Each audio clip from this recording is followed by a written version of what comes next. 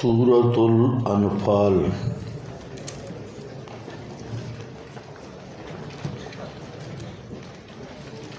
ترتیب سورت کے لحاظ سے یہ سورت مدنی ہے اور سورۃ البقرہ کے بعد 88 نمبر پر نازل ہوئی۔ 88 نمبر پر نازل ہوئی۔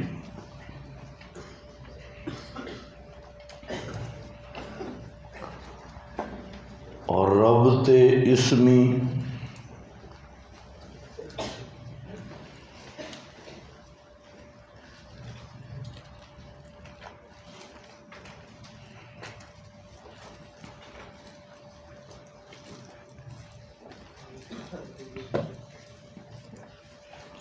اعراب سے نکالنا تو اخروی معاملہ ہے۔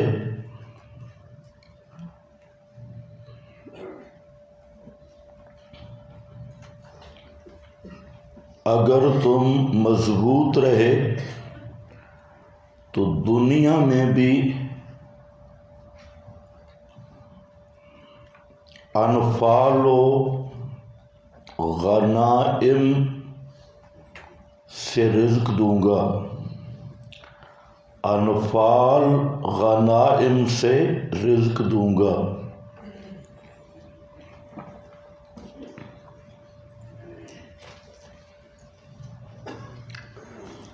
ربط معنوی۔ سورت نمبر 1 سورۃ الاعراف میں مسئلہ توحید کو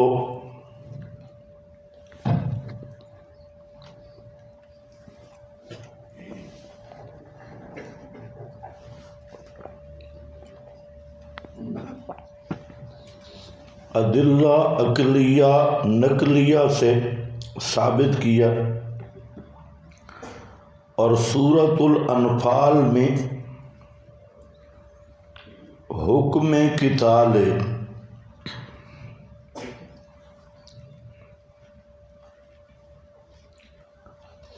نمبر 2 سورۃ الاعراف میں حضرات انبیاء کے 6 واقعات مذکور ہوئے،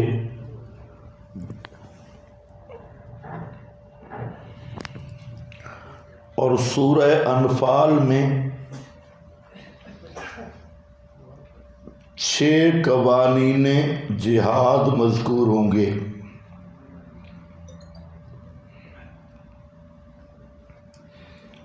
نمبر 3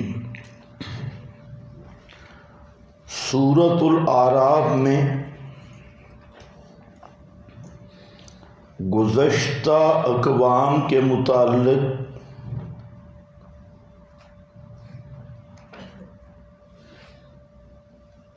فَقَطَعْنَا دَابِرَ الَّذِينَ كَذَّبُوا بِآيَاتِنَا کہ ان کی جڑ کٹ گئی۔ آیت نمبر 72۔ اور سورہ انفال میں اس امت کے کفار کی جڑ کٹنے کا ذکر ہے، آیت نمبر 7۔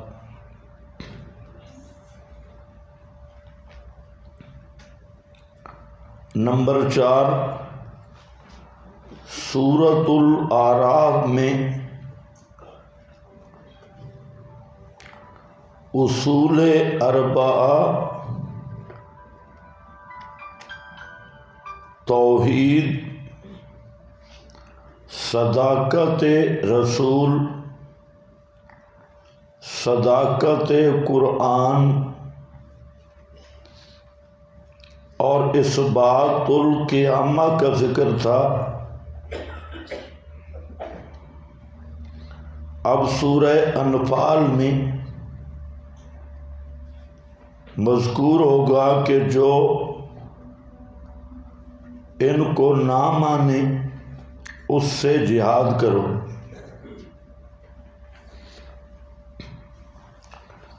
نمبر 5، سورۃ الاعراف میں حضرت صالح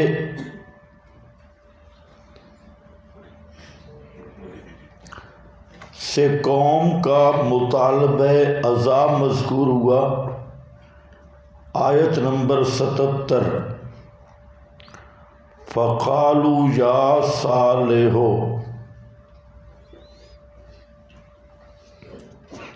اور سورہ انفال میں آپ صلی اللہ علیہ وسلم سے مشرکین مکہ کا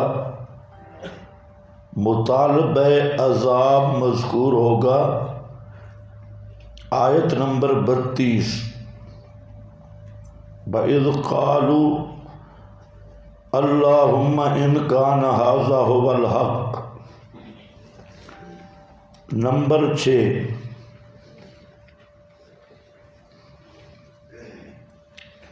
سورۃ الاعراف میں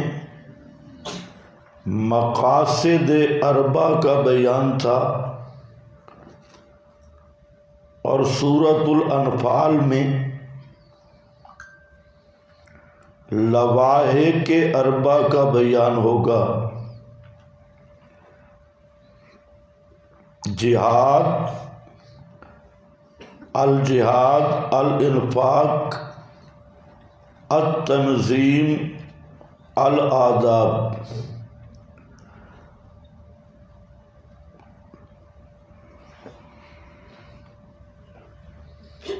دعوی سورت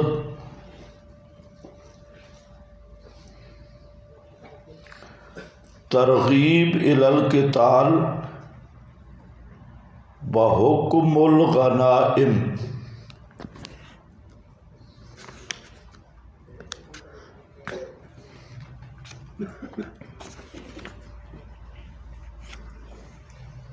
خلاصہ،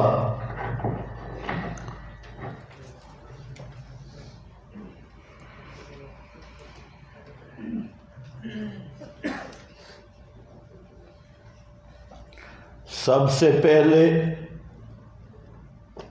3 اوامر کا ذکر،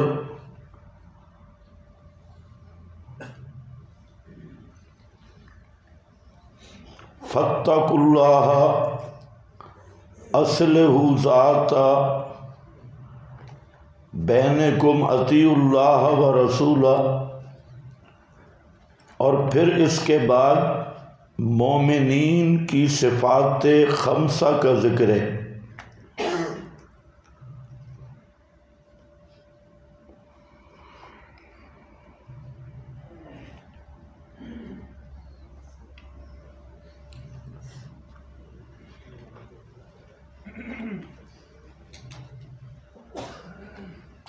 سات قوانین جہاد،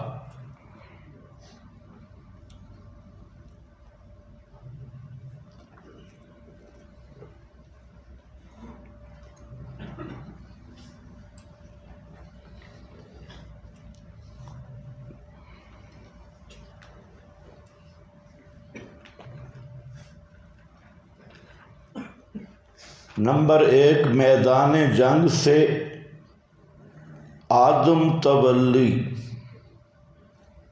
آیت نمبر 15۔ نمبر 2، اطاعت اللہ والرسول، آیت نمبر 20۔ نمبر 3، استجابت اللہ والرسول، آیت نمبر 24۔ نمبر 4، عدم الخیانہ باللہ والرسول، آیت 27۔ نمبر 5، امر بالتقوی، اور نمبر 6، دوران جہاد کثرت الذکر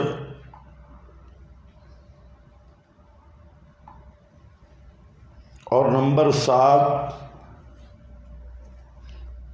امیر کے لیے خاص ضابطہ بعد از قتال، آیت نمبر 67۔ سورۃ الانفال، اس سے پہلے آپ نے حوامیم سبع پڑھی، اس میں بھی مقصد توحید تھا۔ پھر سورۃ المائدہ، انعام، اعراف، اس میں بھی مقصد اثبات التوحید تھا، اور توحید کی دعوت کے ساتھ جو مقاصد نبوت میں سے ہے وہ ہے اقامت توحید، توحید کی اقامت، نفاذ، اور اقامت توحید کا صرف ایک ذریعہ ہے، دعوت کے بعد جہاد۔ پہلے دعوت ہے، دعوت کے مختلف مراحل ہیں، اور دعوت کے بعد جہاد۔ جہاد کے بغیر اقامت توحید ناممکن ہے۔ اس لیے قرآن پاک کی بعض مستقل صورتیں اسی اعلان جہاد، احکام جہاد پر مشتمل ہیں۔ ان میں سے ایک صورت یہ ہے سورۃ الانفال۔ اس میں جب جنگ بدر ہوئی، جس کا مختصر پس منظر جو اسلام اور کفر کا معرکۃ الآراء اور فیصلہ کن معرکہ برپا ہوا، وہ جنگ بدر ہے۔ مشرکین مکہ یہ مستقل تیاری کر رہے تھے کہ مدینہ پر چڑھائی کی جائے اور وہاں حملہ آور ہو کر مسلمانوں کو ختم کیا جائے۔ اس سلسلہ میں مشرکین نے مستقل طور پہ سرمایہ اکٹھا کرنا شروع کیا، جیسے جنگوں کے لیے ہوتا ہے، اور ابو سفیان کی سربراہی میں یہ ایک قافلہ شام کی طرف چلا، جس کا مقصد تھا مسلمانوں کے خلاف معیشت کو مضبوط کرنا اور اس کے بعد مدینہ منورہ پر چڑھائی کرنا۔ تو یہ قافلہ تجارتی تھا۔ جب نبی کریم صلی اللہ علیہ وسلم کو معلوم ہوا تو آپ صلی اللہ علیہ وسلم نے پروگرام یہ بنایا کہ یہ جو مشرکین تیاری کر رہے ہیں تو اسی قافلہ پر ہی حملہ کر کے ان کی تیاری ختم کر دی جائے۔ خیر یہ ایک لمبا واقعہ ہے۔ تو قافلہ کا تعاقب کیا گیا، لیکن وہ قافلہ وہاں سے روانہ ہو چکا تھا شام کی طرف۔ تو جب وہ قافلہ مال تجارت کے ساتھ واپس آنے لگا تو آپ صلی اللہ علیہ وسلم نے پروگرام بنایا کہ اس قافلہ پہ حملہ ہونا چاہیے۔ تو ابو سفیان کو بھی اس کا ادراک ہو گیا کہ ہمارا تعاقب ہونے والا ہے۔ تو ابو سفیان نے ایک تیز رفتار سوار مکہ کی طرف بھیجا جس میں اس نے جا کے اہل مکہ کو باخبر کیا کہ آپ کے قافلے پر حملہ ہونے والا ہے، تو سارے مکہ والے جمع ہوئے اور فیصلہ یہ ہوا کہ ہم اپنے قافلہ کے دفاع کے لیے مکہ سے آگے وصول کرنے کے لیے جائیں گے، اور پروگرام یہ تھا کہ ہم مسلمانوں کو نیست و نابود کریں گے۔ تو مکہ میں پہلے بھی تیاریاں تھیں اور جوش انتقام تھا، تو سارے مشرکین بھرپور طریقے سے پوری قوت شوکت کے ساتھ حملہ آور ہوئے، اور نبی کریم صلی اللہ علیہ وسلم کے ساتھ 300 سے کچھ زائد آدمی تھے۔ اب وہ زائد کتنے تھے تو روایات مختلف ہیں، خود بخاری کی روایات میں بھی بہت زیادہ اختلاف ہے کہ وہ 315 تھے، 313 تھے، 319 تھے یا اس سے بھی زائد تھے، بہرحال 300 سے زائد تھے۔ تو آپ صلی اللہ علیہ وسلم ان کو لے کر جب مقام بدر کے قریب پہنچے تو ابو سفیان کو پہلے علم ہو چکا تھا، تو وہ ساحل سمندر کی طرف سے وہ تجارتی قافلہ لے کے بھاگ نکلا اور بچ گیا۔ ادھر آپ کو بھی اطلاع مل گئی کہ مشرکین مکہ پوری قوت اور شوکت کے ساتھ حملہ آور ہیں، تو آپ نے وہاں پر مشاورت کی، جس میں یہ طے ہوا کہ مشرکین کا مقابلہ کیا جائے۔ تو وہاں مقام بدر پہ یہ جنگ لڑی گئی جو تاریخ اسلام کی ایک تاریخ ساز جنگ تھی، جس نے حق اور باطل کا ایسے فیصلہ کیا کہ اس کے بعد جتنے بھی مارکے ہوئے ان کی بنیاد یہ بدر کی لڑائی بنی۔ تو مسلمانوں کی تعداد بہت کم تھی، اسلحہ نہیں تھا، تیاری بھی نہیں تھی جنگ کی، وہ قافلے کے تعاقب میں نکلے تھے اور راستے پہ اچانک حالات بدل گئے، تو اس میں اللہ تعالیٰ نے مسلمانوں کی خصوصی مدد کی اور 70 صنادید قریش وہ قتل ہوا، 70 گرفتار ہوئے، اور ان کا سب مال غنیمت، کیونکہ وہ بڑے تکبر سے آئے تھے اور بہت کوئی سامان ساتھ لائے تھے، وہ سارا مال غنیمت وہ صحابہ کے ہاتھ آیا۔ اب اس کے بارے میں چونکہ یہ پہلا مال غنیمت تھا، تو اس کے متعلق بعض گفتگو ہوئی کہ یہ انفال اور مال غنیمت کیسے تقسیم ہوگا۔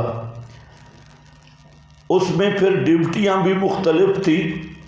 بعض وہ صحابہ تھے کہ جو بدر کے میدان سے باہر ڈیوٹیوں پہ تھے، بعض وہ مجاہدین تھے جو دشمن کے مقابل میں تھے، بعض وہ مجاہدین تھے جو ساز و سامان اور لشکر گاہ کی حفاظت پہ تھے، بعض وہ مجاہدین تھے جو نبی کریم صلی اللہ علیہ وسلم کے خیمہ پر پہرا دینے والے تھے۔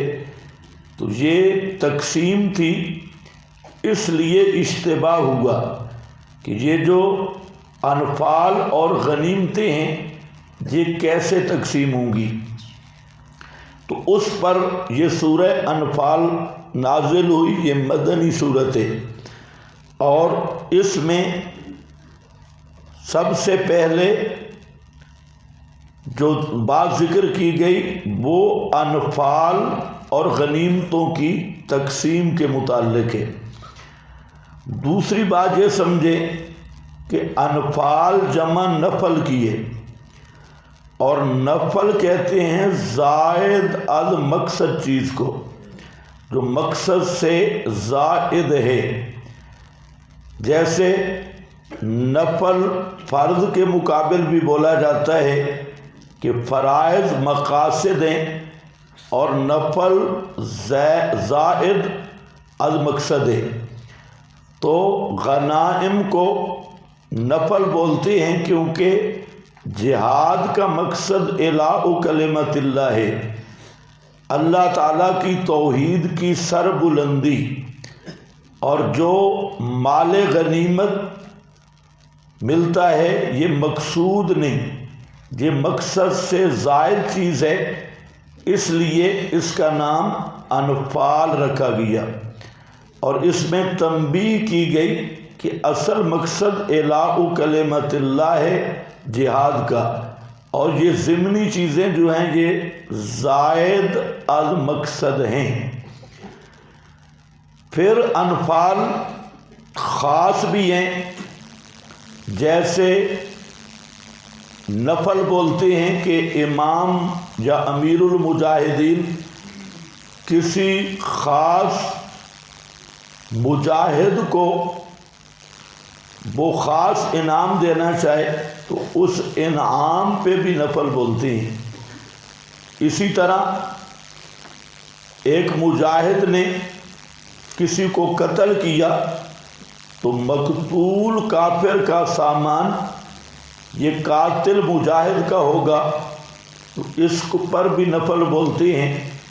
اور تیسرا یہ کہ جنگ کے بعد بعض خاص مجاہدین کو بعض بستیوں یا دشمن کے مقابلے بھیجا جاتا تھا، اور ان کے لیے بھی خاص حصہ مقرر ہوتا، تو اس پر بھی نفل کا لفظ بولتے ہیں۔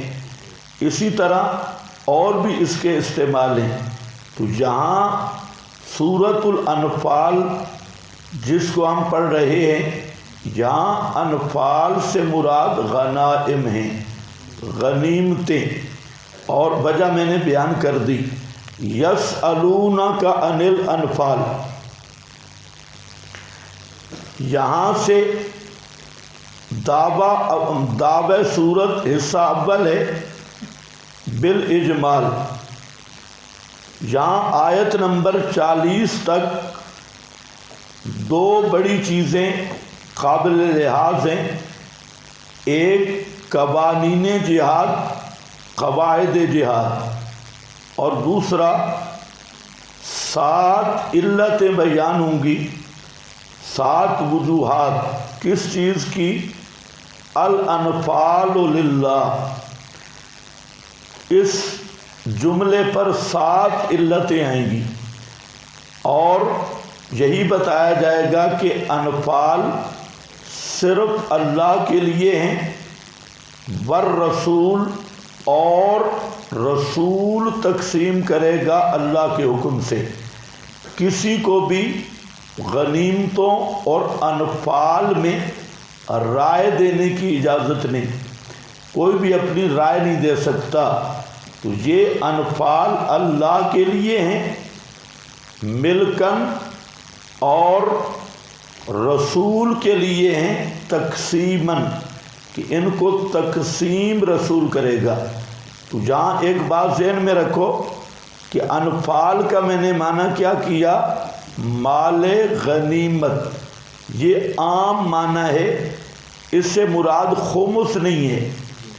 الانفال مال غنیمت ہے، خمس خاص چیز ہے، ہوتا وہ بھی مال غنیمت ہے، لیکن وہ خمس کا مسئلہ آگے آ رہا ہے کہ وہ رسول اللہ صلی اللہ علیہ وسلم کا خاص حق، اور اس کی کیا استعمال ہوگا، کیا مصرف ہوگا، تو وہ الگ بات ہے، جس کے اوپر پھر متفرع ہوتا ہے باغ فدق بھی، یہودیوں والا باغ یہودیوں سے باغ تو ہم نے لے لیا تھا، لیکن ایسی گندی نسل نکلی کہ اب تک اسی باغ کو چمٹی ہوئی ہے۔ تو وہ یہودیوں والا باغ، اس کا جھگڑا بھی وہاں آئے گا، لیکن وہ خمس کی بات میں۔ تو جہاں بعض نے انفال سے جو خمس مراد لیا وہ صحیح نہیں ہے۔ یہاں انفال اس لیے میں بار بار کہہ رہا ہوں کہ غنائم مراد ہے، غنائم۔ یسألونک عن الانفال، پوچھتے ہیں آپ سے یہ لوگ غنائم کے متعلق، نفل غنائم کے متعلق۔ نفل فی اللغت هو الزیادۃ ومنها نفل الصلاۃ۔ آپ کے پاس حاشیے سارے دیکھنے ہیں۔ النفل فی اللغت هو الزیادہ، نفل لغت میں زیادت کو کہتے ہیں، اور اس سے نفل الصلاۃ بھی ہے، اور وَهُوَ الزِّيَادَةُ عَلَى فَرْضِهَا۔ وَوَلَدُ الْوَلَدِ نَافِلَةٌ، حضرت یعقوب کے بارے میں ہے، جو پوتا ہے اسے بھی نافلہ کہتی ہیں، کیونکہ وہ بیٹے سے زائد ہوتا ہے پوتا۔ لِأَنَّهُ زِيَادَةٌ عَلَى الْوَلَدِ بل غنیمت نافلۃ لأنها زیادۃ فیما اہل لہذہ الامہ۔ ایک وجہ کہ غنیمت بھی نفل ہے، کیونکہ یہ اس امت کے لیے حلال کی گئی، مما کان محرما علی غیرہا، پہلی امتوں پر یہ حرام تھا۔